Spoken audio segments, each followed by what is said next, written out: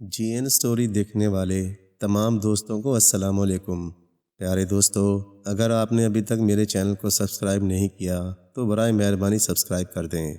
پرانے زمانے کی بات ہے، کسی ملک پر خدا دوست نامی ایک بادشاہ حکومت کرتا تھا۔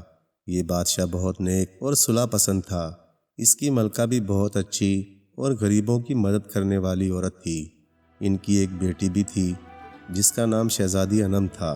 شہزادی انم اپنی خوبصورتی، ذہانت، اچھے اخلاق کی وجہ سے دور دور تک مشہور تھی۔ شاہ خدا دوست کے یوں تو بہت سے وزیر تھے، مگر ان میں ملنسار نامی وزیر اپنی ذہانت اور عقل مندی کی وجہ سے اس کے بہت قریب تھا۔ وہ اس پر بہت اعتماد کرتا تھا۔ اس وزیر کا ایک بیٹا بھی تھا جس کا نام خوش بخت تھا۔ وہ شہزادی انم سے 2-3 سال بڑا تھا۔ بادشاہ کو اپنے اس وزیر سے اتنی محبت تھی کہ اس نے اس کا محل بھی اپنے محل کے برابر میں ہی تعمیر کروایا تھا۔ وزیر ملنسار کے بیٹے خوش بخت کا بچپن شہزادی انم کے ساتھ کھیلتے کودتے گزرا تھا، اور اب وہ دونوں جوان ہو گئے تھے۔ خوش بخت بہت ذہین اور بہادر لڑکا تھا۔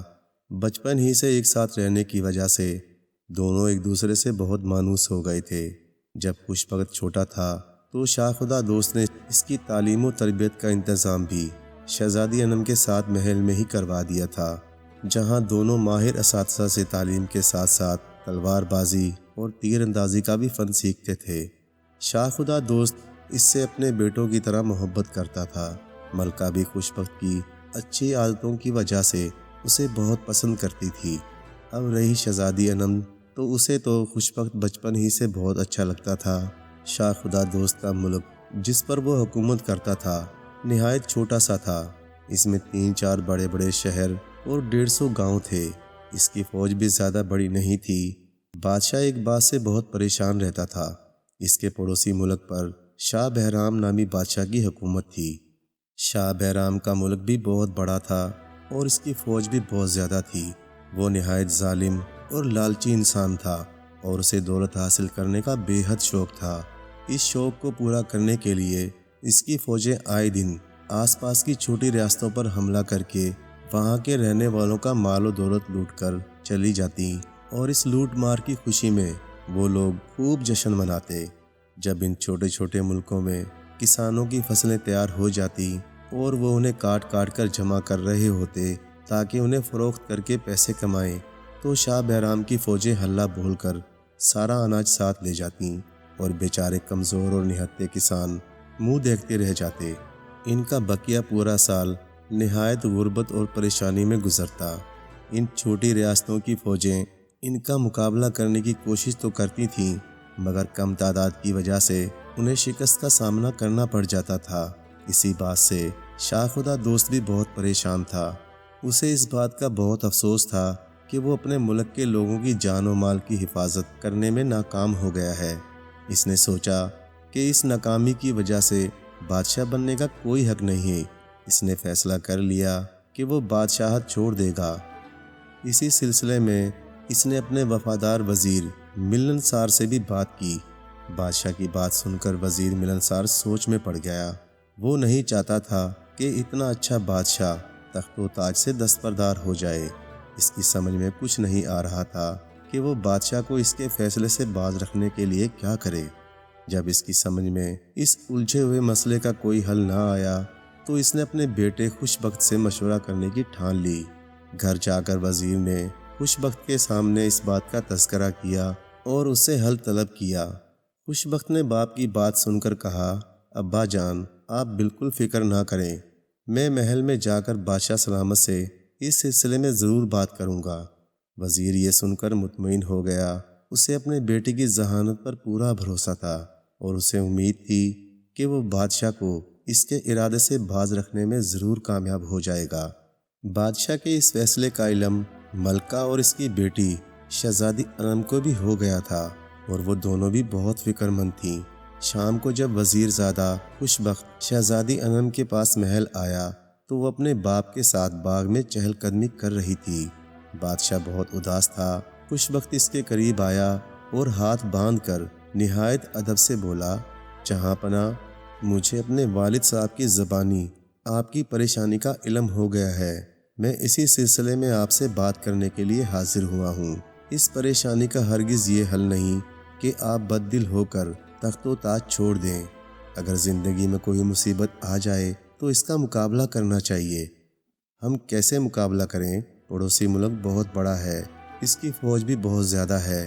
وہ لوگ جب چاہتے ہیں ہمارے ملک پر حملہ بول کر ہمارے لوگوں کو اپنے ظلم و ستم کا نشانہ بنا کر اور ان کا مال اسباب لوٹ کر چلتے بنتے ہیں۔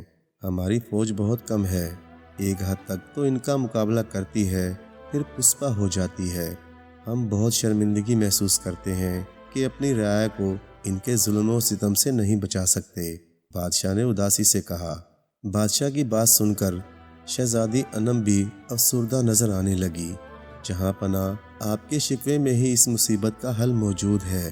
خوشبخت نے سر جھکا کر کہا، اگر آپ کی فوج تعداد میں کم ہے تو اس کا واحد حل یہ ہے کہ فوج کی تعداد زیادہ کر لی جائے تاکہ دشمن پر غلبہ پایا جا سکے۔ خوشبخت کی بات سن کر بادشاہ کچھ دیر کے لیے خاموش ہو گیا، پھر اس نے آہستگی سے کہا، ہم فوج کی تعداد تو بڑھا لیں مگر ہمارے خزانے میں اتنے پیسے نہیں۔ سارا اناج اور دوسری چیزیں تو دشمن ملک کی فوجیں لوٹ کر لے جاتی ہیں، جس کی وجہ سے لوگ غریب ہو گئے ہیں اور خزانے میں محصول بھی جمع نہیں کروا سکتے۔ شاہی خزانہ تو بھرتا ہی ان محصولات سے ہے جو رعایا حکومت کو دیتی ہے۔ ہم ان سپاہیوں کی تنخواہ کہاں سے دیں گے؟ ان کے لیے جنگی ساز و سامان کہاں سے آئے گا؟ خزانہ تو خالی پڑا ہے، اس میں چند لاکھ اشرفیاں باقی رہ گئی ہیں۔ ہم تو بہت پریشان ہو گئے ہیں۔ جہاں پناہ یہ سب کچھ آپ مجھ پر چھوڑ دیجئے۔ خوشبخت نے بڑے یقین سے کہا، میرے ذہن میں ایک منصوبہ ہے، اس پر عمل کر کے ہم اپنے دشمن کو زیر کر سکتے ہیں۔ بس میں آپ سے یہ چاہتا ہوں کہ آپ مجھے اجازت دے دیں کہ میں اپنے اس منصوبے پر عمل پیرا ہو سکوں۔ اس کے علاوہ مجھے 1,00,000 اشرفیاں بھی درکار ہوں گی، ان کا انتظام شاہی خزانے سے کرنا ہوگا۔ اس کی بات سن کر بادشاہ کی آنکھیں خوشی سے چمکنے لگیں۔ شہزادی انم بھی خوش نظر آنے لگی۔ اسے یقین تھا کہ خوشبخت اس مسئلے کو حل کرنے میں ضرور کامیاب ہو جائے گا۔ ہماری طرف سے تمہیں پوری اجازت ہے کہ اس سلسلے میں جو کچھ بھی کرنا چاہتے ہو کرو۔ ہم اس بات سے بہت خوش ہیں کہ تم نے ہماری مشکل کو محسوس کر کے ہماری مدد کرنے کا فیصلہ کیا ہے۔ تمہاری عقل اور دانش مندی سے امید ہے کہ ہم اور ہمارا ملک اس مشکل سے نکل جائے گا۔ ہم شاہی خزانچی کو بھی حکم دیں گے کہ 1,00,000 اشرفیاں تمہارے حوالے کر دے۔ پھر اس نے اسی وقت شاہی فرمان جاری کر دیا جس میں حکم دیا گیا تھا کہ حکومت کے تمام لوگ خوشبخت کے احکامات پر عمل کریں اور اسے جس قسم کی بھی مدد درکار ہو اسے مہیا کریں۔ یہ خبر ہر طرف پھیل گئی تھی۔ وزیر بہت خوش تھا کہ بادشاہ سلامت نے اس کے بیٹے کو ایک اہم کام کرنے کے لیے منتخب کر لیا ہے۔ اگلے روز خوشبخت کو 1,00,000 اشرفیاں مل گئیں۔ اس نے شاہی ہرکاروں کے ذریعے ملک بھر کے تمام آہن گروں یعنی لوہاروں کو طلب کر لیا۔ یہ سب لوگ دانتوں کو بھٹیوں میں پگھلا کر مختلف اشیاء بنانے میں ماہر تھے۔ اس کا حکم ملتے ہی چند دنوں میں ملک بھر کے تمام لوہار اور ان کے ساتھ کام کرنے والے مزدور حاضر ہو گئے۔ اسی دوران خوشبخت نے محل سے کچھ دور ایک بہت بڑی جگہ پر ان کے رہنے سہنے کے لیے خیمے لگوا دیے۔ اس نے اسی جگہ لوہے اور دوسری دھاتوں کو پگھلانے کے لیے بہت ساری بڑی بڑی بھٹیاں بھی لگوا دیں۔ جب سب لوہار اور ان کے کاریگر وہاں پر جمع ہو گئے تو خوشبخت نے ان سے کہا، آج سے آپ سب لوگ شاہی لوہار ہیں۔ آپ کو اچھی تنخواہ دی جائے گی مگر سب لوگوں کو 24 گھنٹے اسی جگہ رہنا پڑے گا تاکہ یہاں ہر وقت کام ہوتا رہے۔ آپ کو پتہ ہے کہ ہمارے پڑوسی ملک کی فوجیں آئے دن ہمارے ملک پر حملہ کر کے یہاں کے لوگوں کا مال اسباب اور اناج لوٹ لیتی ہیں۔ یہاں سے وہ لوگ ہمارے نوجوانوں کو بھی پکڑ کر لے جاتے ہیں اور انہیں غلام بنا لیا جاتا ہے۔ اگر یہی صورتحال برقرار رہی تو ایک روز وہ ہمارے ملک پر بھی قبضہ کر کے ہم سب کو بھی اپنا غلام بنا لیں گے۔ غلامی بہت بری ہوتی ہے۔ کسی کا غلام بن جانے والے لوگ زندہ تو رہتے ہیں مگر ترقی نہیں کرتے۔ انہیں پڑھنے لکھنے اور اپنی مرضی کی زندگی گزارنے کی اجازت نہیں ہوتی۔ آزاد ملک کے آزاد لوگ ہی اپنے ملک کو ترقی کی راہ پر ڈالتے ہیں اور ایک خوشگوار زندگی گزارتے ہیں۔ اپنے وطن کی حفاظت کے لیے یہ ضروری ہے کہ ہم اپنی فوج کی تعداد بڑھائیں تاکہ ہمارا پڑوسی ملک ہم پر بری نظر نہ ڈال سکے اور ہم اور ہمارے گھر والے ان کے ظلم و ستم سے محفوظ رہ سکیں۔ ہمارے ملک کا ہر فرد ایک سپاہی ہوگا، مگر اس کے لیے ہمیں جنگی ساز و سامان کی ضرورت پڑے گی۔ اب آپ لوگوں کا کام یہ ہے کہ اپنے دشمن سے بچاؤ کے لیے دن رات ہتھیاروں کی تیاری میں لگ جائیں۔ خوش بخت کی بات ان کی سمجھ میں آ گئی تھی۔ وہاں آئے ہوئے تمام مزدوروں اور لوہاروں نے عہد کیا کہ وہ اپنے ملک کی سلامتی کے لیے جی جان سے کام کریں گے۔ انہوں نے اپنا کہا کر دکھایا اور چند ہی مہینوں میں انہوں نے دن رات کام کر کے چمکتی دمکتی تلواریں، خنجروں، نیزوں، تیروں، زرہ، بختر کے ڈھیر لگا دیے۔ جب یہ سارا سامان ایک بہت بڑی تعداد میں تیار ہو گیا تو خوش بخت نے ایک دوسرا حکم نامہ جاری کر دیا کہ ملک کا ہر وہ نوجوان جو 18 سال سے 30 سال کی عمر کا ہے اپنا نام آ کر شاہی رضاکاروں کے سپاہیوں میں لکھوائے۔ ایسے تمام لوگوں کو جنگی تربیت دی جائے گی اور انہیں شمشیر زنی، تیر اندازی، گھڑ سواری کا ماہر بنایا جائے گا۔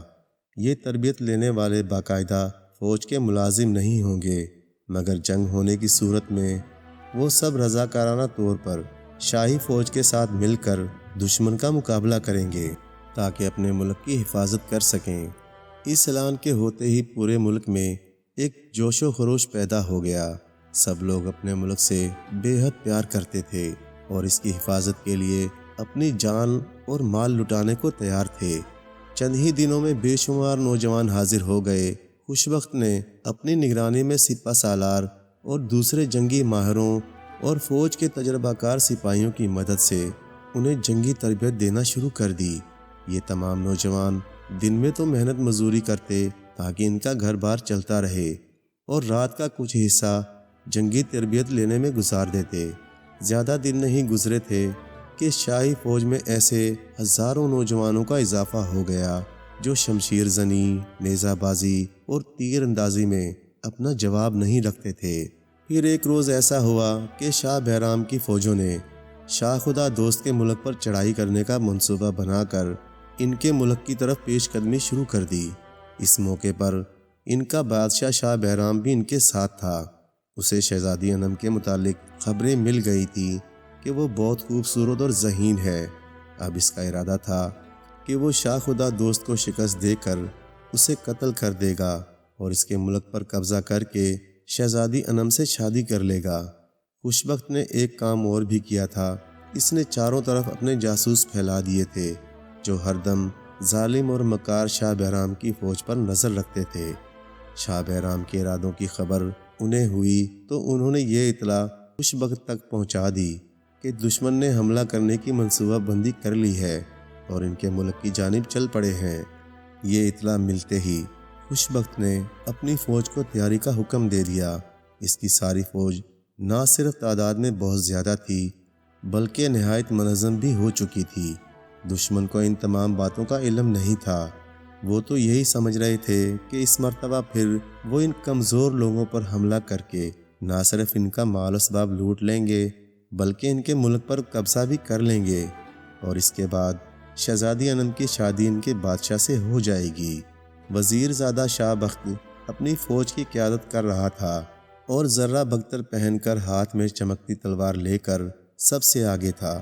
اس کے پیچھے پہلی قطار میں ہزاروں آہنی زرہ بختر پہنے سپاہی اس کے ساتھ آ رہے تھے۔ ان سپاہیوں کے پیچھے تیر انداز اور نیزے بھالوں سے لیس گھڑ سوار سپاہی تھے۔ جیسے ہی دشمن سے سامنا ہوا یہ سب کے سب ان پر پل پڑے۔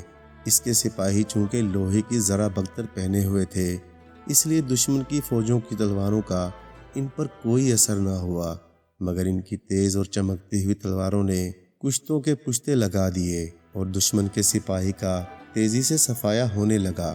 دشمن کے جو سپاہی گھوڑوں پر سوار تھے ماہر تیر انداز ان پر تیر چلانے لگے۔ ان تیر اندازوں کا نشانہ پکا تھا جس کی وجہ سے کچھ ہی دیر میں دشمن کے بے شمار سپاہیوں کو اپنی جان سے ہاتھ دھونا پڑ گئے۔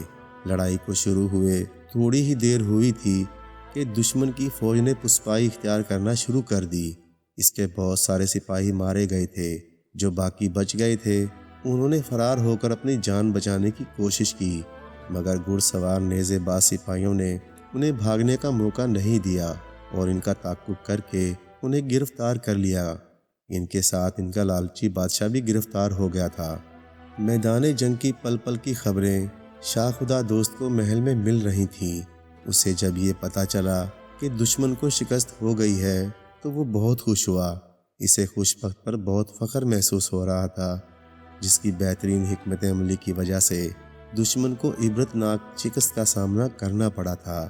زیادہ دیر نہیں گزری تھی کہ زنجیروں میں جکڑا ظالم اور لالچی بادشاہ شاہ بہرام اس کے روبرو کھڑا تھا۔ اس کے چہرے پر پریشانی کے اثرات تھے اور یہ سوچ سوچ کر اس پر خوف طاری تھا کہ جانے اب اس کے ساتھ کیا سلوک ہو۔ شاہ خدا دوست نے ایک قہر آلود نگاہ اس پر ڈالی اور بولا، تمہارے لالچ اور ظلم نے تمہیں یہ دن دکھایا ہے۔ اگر تم لوٹ مار کا بازار گرم نہ کرتے اور اپنے ارد گرد کے چھوٹے اور کمزور ملکوں سے میل ملاپ اور پیار محبت سے رہتے تو کبھی بھی اس ذلت سے دوچار نہ ہوتے۔ طاقت کے نشے نے تمہیں ظالم اور مغرور بنا دیا تھا۔ ظالم اور مغرور لوگوں کا یہی انجام ہوتا ہے۔ پھر شاہ خدا دوست نے شاہ بہرام کو ایک دور دراز ویران جزیرے پر چھڑوا دیا جہاں پر ایک انسان بھی موجود نہیں تھا۔ اس کے بعد اس نے اس ملک کو بھی اپنی مملکت میں شامل کر لیا۔ اس ملک کے خزانے معصوم لوگوں کی لوٹ مار کے مال سے بھرے ہوئے تھے۔ خوش بخت کے مشورے پر شاہ خدا دوست نے ان میں موجود وہ تمام دولت ان لوگوں کو واپس کر دی جنہیں لوٹ کر شاہ بہرام نے انہیں بھرا تھا۔ اس کامیابی پر شاہ خدا دوست کی رعایا میں خوشی کی لہر دوڑ گئی تھی۔ انہوں نے پورے ایک ہفتے تک اس کا جشن منایا۔ ظالم اور لالچی شاہ بہرام سے نجات پانے کے بعد اب آس پاس کے ملکوں میں رہنے والوں کو بھی کوئی ڈر خوف نہ رہا اور وہ بھی ہنسی خوشی زندگی گزارنے لگے۔ چند ہی دنوں میں شاہ خدا دوست کے ملک میں بہت خوشحالی آ گئی۔ لوگ خوشحال ہوئے تو مختلف محصولات کی من میں ملنے والی رقم سے شاہی خزانے میں تیزی سے اضافہ ہونے لگا، جسے شاہ خدا دوست اپنی رعایا کی فلاح و بہبود پر خرچ کرنے لگا۔ وزیر زادہ خوش بخت نے جن سپاہیوں کو فوج میں رضاکارانہ طور پر بھرتی کیا تھا، شاہ خدا دوست نے نہ صرف انہیں انعام و کرام سے نوازا بلکہ انہیں باقاعدہ فوج میں شامل کرنے کے احکام جاری کر دیے۔ ان کی بہترین تنخواہیں بھی مقرر کر دیں۔ اس طرح خوش بخت کی عقل مندی کی وجہ سے ایک ظالم اور لالچی بادشاہ سے سب کو نجات مل گئی۔ شاہ خدا دوست اس سے بہت خوش تھا۔ کچھ دنوں بعد اس نے ملکہ سے مشورہ کر کے شہزادی انم کی شادی خوش بخت سے کر دی اور اسے تخت و تاج سونپ کر خود یاد الہی میں مصروف ہو گیا۔ پیارے دوستو، کہانی اچھی لگے تو لائک اور چینل کو سبسکرائب کریں اور مزید اس طرح کی ویڈیوز دیکھنے کے لیے دیکھتے رہیں جی این اسٹوری۔ شکریہ۔